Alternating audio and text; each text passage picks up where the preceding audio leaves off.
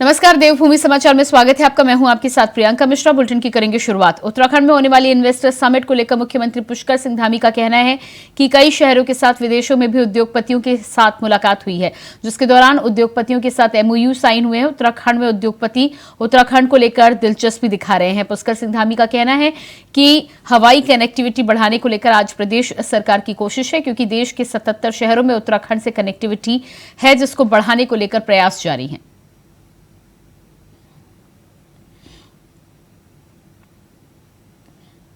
देखिए, एक तो मैं बताना चाहता हूं कि 2018 में इन्वेस्टर समिट राज्य के अंदर हुई थी। उस समिट में भी बहुत सारे प्रस्ताव और बहुत सारे एमओयू उस समय हुए थे। उसमें से बहुत सारे लोगों से हम लोग कांटेक्ट कर रहे हैं और इस दौरान जो हमने उसी काम को आगे बढ़ाया, उसमें इंग्लैंड, आबू धाबी और दुबई, दिल्ली और मद्रास, इन शहरों में सभी निवेशकों से और उद्योग समूह के लोगों से मिलना हुआ था, सबसे बातचीत की है। सभी से बात करने के बाद बड़ी संख्या में निवेशकों के प्रस्ताव और उनका आकर्षण उत्तराखंड की ओर है, ये बात बिल्कुल स्पष्ट हो गई है। अभी तक 65,000 करोड़ रुपए के निवेशकों के करार हमारे साथ हो गए हैं। मुख्यमंत्री पुष्कर सिंह धामी ने मेरी माटी मेरा देश अभियान के तहत राज्य स्तरीय अमृत कलश यात्रा कार्यक्रम में प्रतिभाग किया। इस दौरान टिहरी सांसद माला राज लक्ष्मी शाह, कैबिनेट मंत्री सतपाल महाराज, विधायक खजान दास सहित भाजपा के कई नेता भी मौजूद रहे। बता दें कि सीएम धामी ने उत्तराखंड के शहीदों के घरों में आने वाली मिट्टी के कलश पर श्रद्धांजलि अर्पित की है। साथ ही शहीदों के परिवारजनों से मुलाकात की। साथ ही कलश यात्रा को दिल्ली के लिए रवाना किया। तो वहीं 31 अक्टूबर को दिल्ली में होने वाले कार्यक्रम में प्रधानमंत्री नरेंद्र मोदी हिस्सा लेंगे, जिसमें उत्तराखंड के कलश भी रखे जाएंगे और एक अमृत वाटिका का निर्माण किया जाएगा।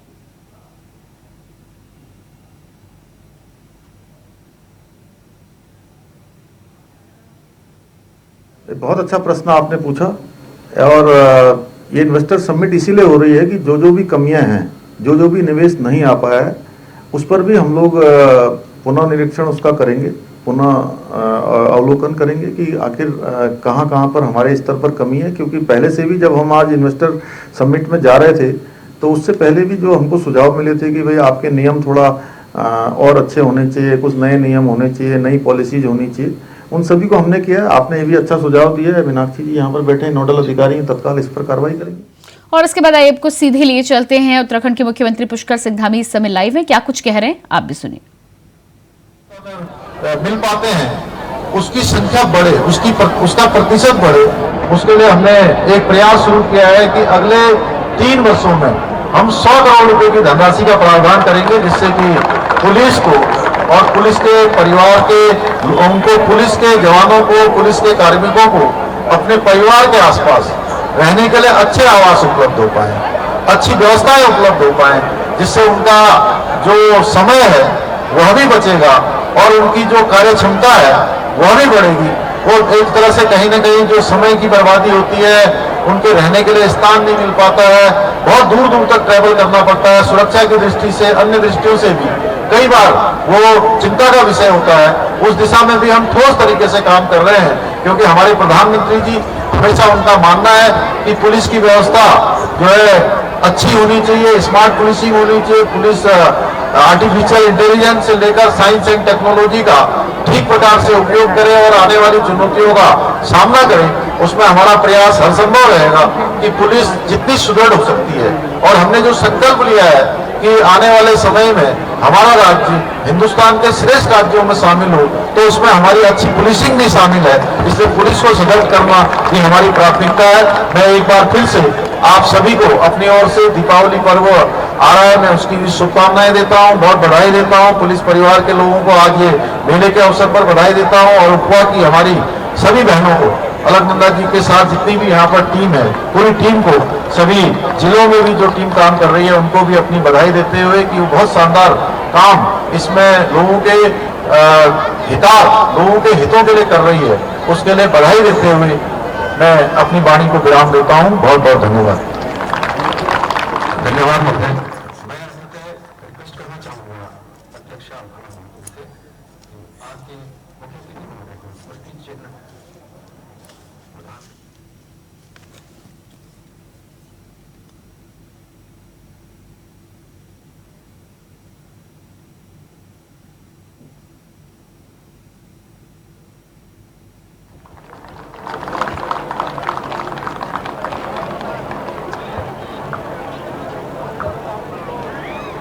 धन्यवाद महोदय।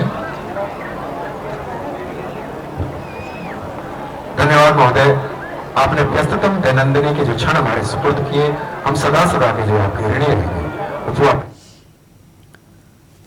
तो ये आप सुन पा रहे थे उत्तराखंड के मुख्यमंत्री पुष्कर सिंह धामी को, जो कि पुलिस से जुड़े कार्यक्रम उपमा में शामिल हुए थे। और वहां पर मुख्यमंत्री पुष्कर सिंह धामी ने इस बात को लेकर जोर दिया कि बेहतर पुलिसिंग के लिए, पुलिस के लिए जरूरी सुविधाओं के साथ ही साथ उत्तराखंड की सरकार लगातार पुलिस के हितार्थ काम करने में लगी है, जिससे स्मार्ट उत्तराखंड के साथ, अग्रणी उत्तराखंड के साथ पुलिस व्यवस्था भी बेहतर हो और टेक्नोलॉजी से लेकर हर सुविधा का, हर नई टेक्नोलॉजी का पुलिस बेहतर इस्तेमाल के साथ बेहतर पुलिसिंग कर पाए। इसमें राज्य सरकार भी अपना पूरा योगदान देने के लिए प्रतिबद्ध है।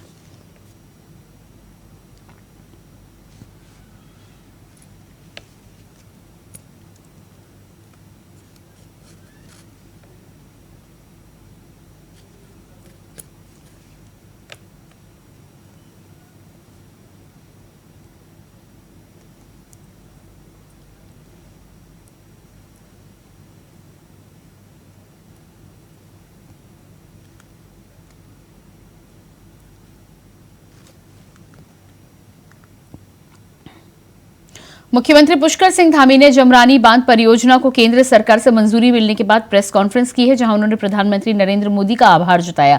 तो वहीं कहा कि सालों से इस परियोजना का इंतजार किया जा रहा था। उत्तराखंड ही नहीं, उत्तर प्रदेश के भी कई जिलों में इस योजना का फायदा मिलने वाला है। बता दें कि बांध परियोजना में 90% परियोजना का खर्च होने वाले बजट को केंद्र सरकार देगी, जबकि 10% बजट राज्य सरकार वहन करेगी, जिसमें उत्तर प्रदेश सरकार के साथ भी MOU साइन किया जाएगा।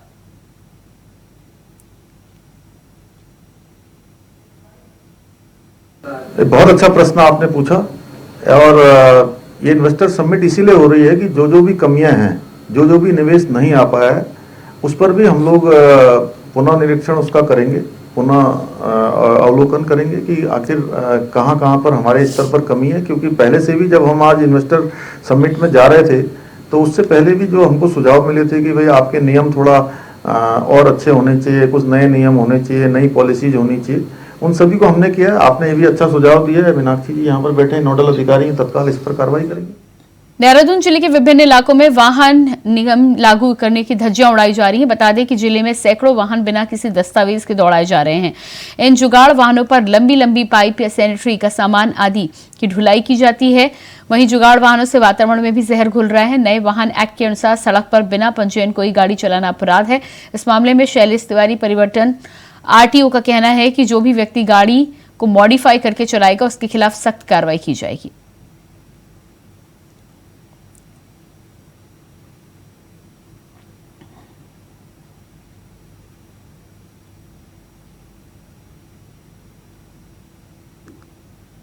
उत्तराखंड STF और साइबर पुलिस की टीम से वर्क फ्रॉम होम के नाम पर 21 करोड़ की धोखाधड़ी करने वाले एक आरोपी को गिरफ्तार किया गया है।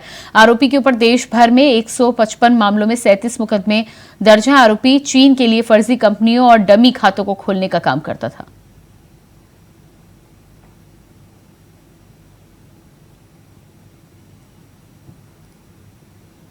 पूर्व जो हमारा cyber crime police station Dehradun में है, यहाँ पर एक शिकायत प्राप्त हुई थी, जिसमें कि शिकायतकर्ता के द्वारा बताया गया था कि उनको वर्क फ्रॉम होम के नाम से कुछ लोगों के द्वारा इस प्रकार का जो वर्क फ्रॉम होम के नाम पर अलग अलग टास्क दिए गए और उनको कुछ छोटा अमाउंट पेमेंट भी किया गया। और एक बार उनका विश्वास जीतकर उनको टेलीग्राम चैनल्स पर ऐड कराया गया और वहाँ उनको इन्वेस्टमेंट के नाम पर लाखों रुपयों की धोखाधड़ी उनके साथ में की गई थी।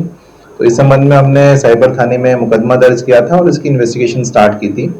तो इसी इन्वेस्टिगेशन के दौरान जो हमारे पास एविडेंसेस आए, उसके आधार पर हमने गुड़गांव हरियाणा से एक व्यक्ति को गिरफ्तार किया है।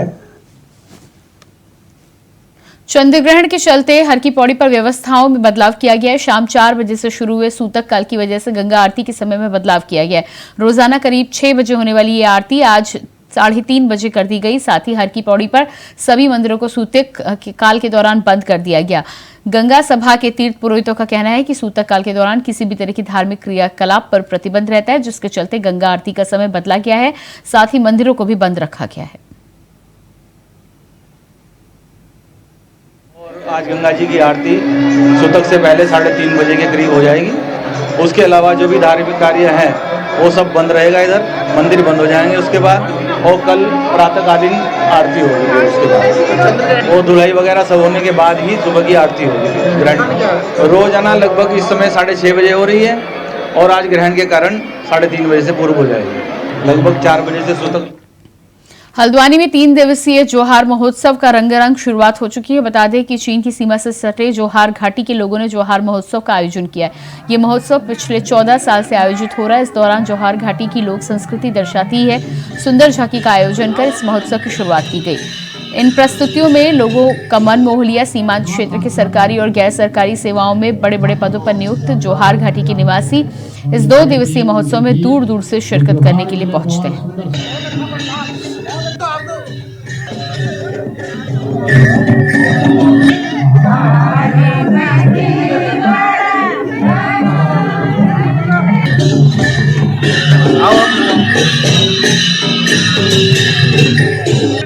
युवा साथियों ने घाटी को जानकार हो गया है।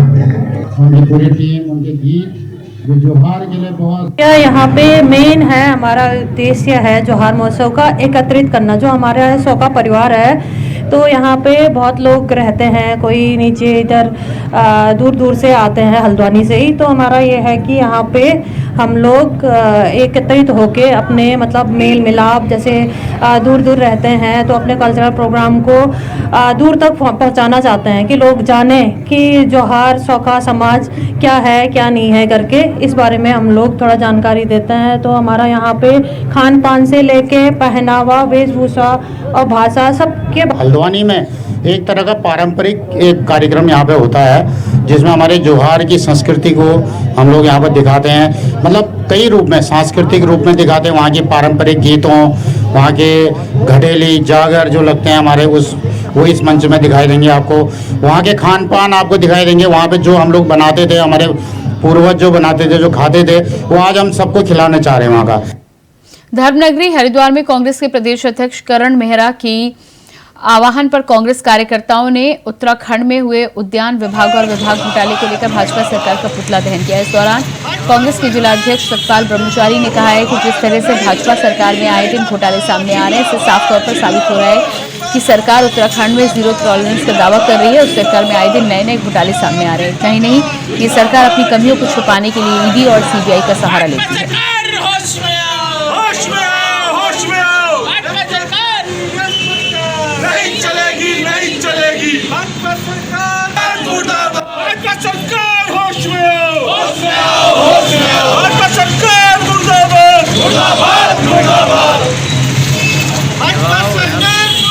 अखबारों में भी पढ़ा होगा, उद्यान विभाग में इतना बड़ा भ्रष्टाचार जो हाई कोर्ट ने भी कहना पड़ा कि सीबीआई की जांच हो, उसके विरोध में हमारे सम्मानित आदरणीय अध्यक्ष करण मेहरा जी के निर्देशानुसार ये आज हमने पुतला दहन सरकार का किया है।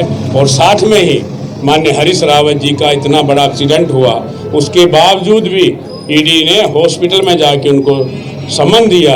ये बहुत निंदनीय कार्य है। कम से वेट कर लेते हुए अगली तारीख दे देते, लेकिन हम उसकी भी कांग्रेस, सारी कांग्रेस उसकी भर्त्सना करती है और देश के माननीय प्रधानमंत्री जी से आग्रह करती है कि इस तरह जो व्यक्ति हॉस्पिटल में हो और उनको ईडी भेजना गलत कार्य है। वो सरकार जो भ्रष्टाचार के खिलाफ नारा देकर सत्ता में आई, आज उन्हीं की सरकार में उद्यान विभाग और वन विभाग में उच्चतम न्यायालय हाई कोर्ट ने ये निर्णय दिया कि सीबीआई की जांच होनी चाहिए वन विभाग और उद्यान विभाग में जो भ्रष्टाचार हुआ है। हम कहना चाहते हैं कि ऐसी सरकार को सत्ता में रहने का कोई अधिकार नहीं है और जो मोदी जी बड़ी बड़ी बातें करते थे चुनावों के टाइम, उनको तुरंत मुख्यमंत्री का इस्तीफा लेना चाहिए। उत्तराखंड पूर्व सैनिक और अर्धसैनिक संगठन की मांग को पूरा करते हुए शासन के दिशा निर्देश पर आर्मी ने रानी पोखरी के नागा घर में आर्मी के कैंटीन खोला है। बता दें कि पूर्व सैनिक अर्धसैनिकों के साथ तमाम सैनिक परिवारों को अब सेना की कैंटीन से सामान लेने क्षेत्र से बाहर नहीं जाना पड़ेगा। तो वहीं रानी पोखरी में रविवार को सेना के अधिकारी सैनिक कैंटीन का श्री गणेशगढ़ क्षेत्र के 15,000 सैनिकों को सुविधा देंगे।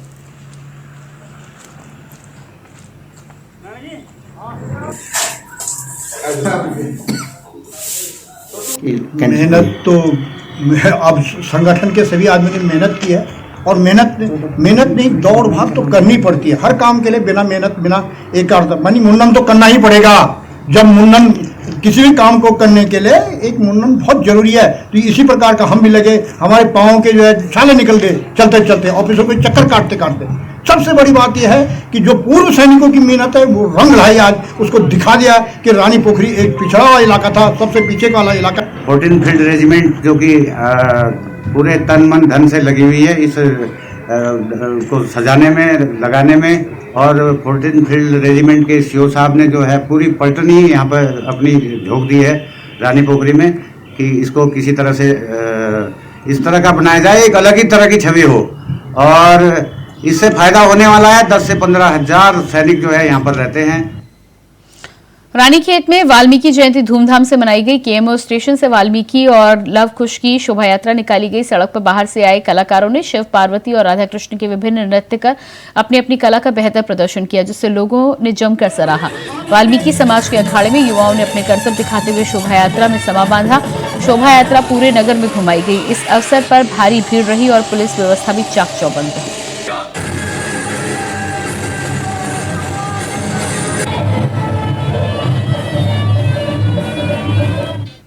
और इसके बाद बात करेंगे अगली खबर की। आज इस साल का अंतिम और दूसरा चंद्र ग्रहण है, जिसे देखते हुए हर की पैड़ी पर होने वाली संध्या आरती को सूतक काल से पहले 3 बजे ही कर लिया गया। आपको बता दें कि आम दिनों में हर की पैड़ी पर संध्या आरती 6:30 पर होती है। गंगा सभा सचिव उज्जवल पंडित ने बताया कि आज हर की पैड़ी पर होने वाली आरती को चंद्र ग्रहण के कारण पहले ही किया गया।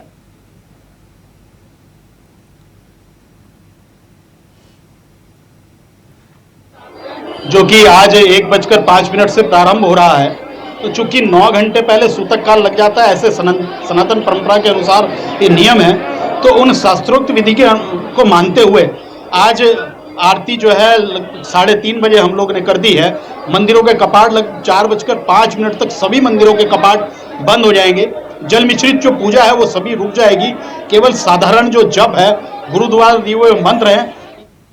चंद्रग्रहण के सूतक काल शुरू होते ही बद्रीनाथ धाम और अन्य मंदिरों के कपाट शाम 4 बजे से बंद कर दिए गए। सूतक काल खत्म होने तक मंदिरों के कपाट बंद रहेंगे।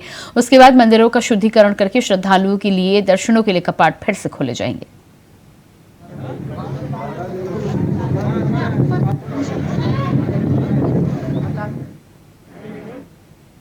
अध्यक्ष के कार्यकाल को लेकर चर्चा का विषय आयोग बना हुआ है। वजह है आयोग के मौजूदा कार्यवाहक अध्यक्ष रहे जगमोहन सिंह राणा। दरअसल वो इसलिए कि जगमोहन सिंह राणा का कार्यकाल 26 अक्टूबर को खत्म हो चुका था, मगर 27 अक्टूबर को भी वो अपने कार्यालय पहुंचे और कामकाज निपटाते हुए नजर आए। ऐसे में सवाल ये खड़ा हो गया कि किसके आदेश पर काम निपटा रहे हैं राणा जी।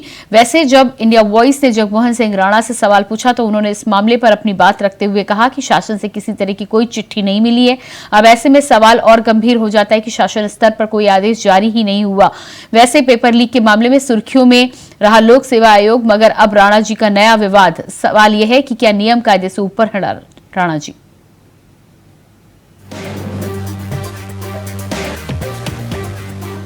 सत्ताईस अक्टूबर को आयोग के दफ्तर में पूर्व कार्यवाहक अध्यक्ष जगमोहन सिंह राणा अपना काम निपटाते हुए नजर आए, जिसके बाद लोकसभा सेवा आयोग कार्यालय हरिद्वार के गेट के बाहर जब उनकी गाड़ी निकली तो इंडिया वॉइस के पत्रकार ने उनसे दफ्तर आने पर सवाल पूछा तो उन्होंने शासन स्तर पर बात डाल दी। बोले कि कोई भी शासन स्तर से आदेश जारी नहीं हुआ, यानी उनका कार्यकाल पूरा हुआ, मगर फिर भी वो आयोग के दफ्तर पहुंच गए। बवाल हुआ, सियासत में सवाल खड़े हुए, विपक्ष ने इसे मुद्दा बना दिया। सवाल इस बात का कि क्या वो नियम के विरुद्ध कार्यालय में कामकाज निपटा रहे थे। देखिए, सबसे पहले तो मैं आपके लोकप्रिय चैनल को धन्यवाद देना चाहूँगा, हार्दिक आभार व्यक्त करना चाहूँगा कि आपने इस महत्वपूर्ण खबर को उठाने का काम किया। आप देख रहे हैं कि इस सरकार में जो नहीं होना चाहिए वो हो रहा है। इस सरकार के तो जो कहा जाए वो कम है। और कितनी बड़ी गलत बात है कि एक अधिकारी रिटायर हो जा रहा है, उसके बाद खुलेआम सरकारी गाड़ी से कार्यालय आता है। अगर कोई कुछ पूछता है तो वो जवाब दे देता है कि शासन बताएगा। आप सीधी सादी भाषा में आप देखिए, इनके रूखेपन का इतने बड़े पद पर बैठा हुआ व्यक्ति अगर इस भाषा का इस्तेमाल करता है तो मैं समझता हूँ बड़ी निंदनीय है। उत्तराखंड लोक सेवा आयोग में कार्यवाहक अध्यक्ष जगमोहन सिंह राणा जी का कार्यकाल खत्म होने के बावजूद भी वो आज भी उत्तराखंड लोक सेवा आयोग में वहाँ के कामकाज कर रहे हैं। ये बड़ा दुर्भाग्य है। संवैधानिक पद पर बैठे ऐसे जिम्मेदार व्यक्ति को ये शोभा नहीं देता है। और जो सरकार युवाओं से बड़े बड़े वादे कर रही है, कहीं ना कहीं उन युवाओं के साथ ये बड़ा छलावा है। उत्तराखंड सरकार को इस ओर ध्यान देना चाहिए कि वहाँ पर एक पारदर्शी सिस्टम खड़ा किया जाए और इस प्रकार के जो कृत्य हो रहे हैं इसकी हम घोर निंदा करते हैं। वैसे आपको बता दें कि उत्तराखंड लोक सेवा आयोग के कार्यवाहक अध्यक्ष जगमोहन सिंह राणा का कार्यकाल 26 अक्टूबर को खत्म हो चुका है। उत्तराखंड लोक सेवा आयोग पहले भी AE-JEE भर्ती परीक्षा घोटाले में चर्चाओं का विषय बना हुआ था और आरोप ये कि घोटाले में आयोग के कई अधिकारी मिले हुए थे। एक बार फिर उत्तराखंड लोक सेवा आयोग चर्चा का विषय बन गया है। वहीं कार्यकाल खत्म होने के बाद भी उत्तराखंड लोक सेवा आयोग की ऑफिशियल वेबसाइट में जगमोहन सिंह राणा ही अध्यक्ष पद पर नजर आ रहे हैं। यूके SSC में हुए घोटाले के बाद सब चौंक उठे थे और सबकी नजरें उत्तराखंड लोक सेवा आयोग पर थी। लेकिन यूके PCS में भी घोटाला सामने आया। इसके बाद प्रदेश के युवाओं का सरकारी नौकरी की पारदर्शिता से भरोसा ही उठ गया था। लेकिन अध्यक्ष के कार्यकाल के पूरा होने के बाद भी उन्हें पद से नहीं हटाने का फैसला सरकार क्यों नहीं ले पाई है? ये कई सवालों का विषय बनता हुआ नजर आ रहा है, जबकि बीजेपी सफाई पर सफाई दे रही है। ये मुद्दा इंडिया वॉइस ने जिस प्रकार से उठाया है, मामले की जो है मामला हमारे संगठन तक पहुंच चुका है और इसमें जो भी आगे कार्यवाही होगी या जिस तरीके से भी अगर कोई चीज़ नियमाविरुद्ध हुई है तो उसमें आगे देखा जाएगा। लेकिन अभी कल ही कार्यकाल खत्म हुआ है तो मुझे नहीं लगता कि इतना जल्दी किसी को भी, और कांग्रेस पार्टी को खासकर जो है इतना उनको ये उतावलापन हो रहा है। कितने ऐसी चीज़ें हैं जो कांग्रेस पार्टी ने अभी तक जो है अपने भवन नहीं छोड़े हैं, जो लिए हुए हैं। कितने हॉस्टल पे उनके कब्जे हैं अभी तक, जो अपनी ड्यूटी पे भी नहीं है, जनप्रतिनिधि भी नहीं है। तो ऐसी चीजें जो हैं उनको खुद सीख लेनी चाहिए। लेकिन अभी कार्यकाल खत्म हुआ है, जैसे भी शासनादेश उनको आएंगे उसके अनुरूप वो आगे जो है उस पर काम होगा। लोक सेवा आयोग के अध्यक्ष जगमोहन सिंह राणा का कार्यकाल खत्म होने के बाद भी कार्यालय में जाना अब राजनीतिक माहौल को गरमा रहा है। साथ ही लोक सेवा आयोग में हुए घोटाले से निराश युवा भी इस तरह अध्यक्ष के कार्यालय में जाने पर सवाल उठा रहे हैं। लेकिन जिस तरह से इंडिया वॉइस ने मामला उजागर किया है, उससे कहीं न कहीं सरकार और शासन के कानों तक ये बात पहुंच चुकी है। अब देखना होगा कि क्या जगमोहन सिंह राणा पर कार्रवाई होगी या फिर स्पष्टीकरण सरकार देगी कि असल में मामला क्या है। Bureau report, India voice, Dehradun.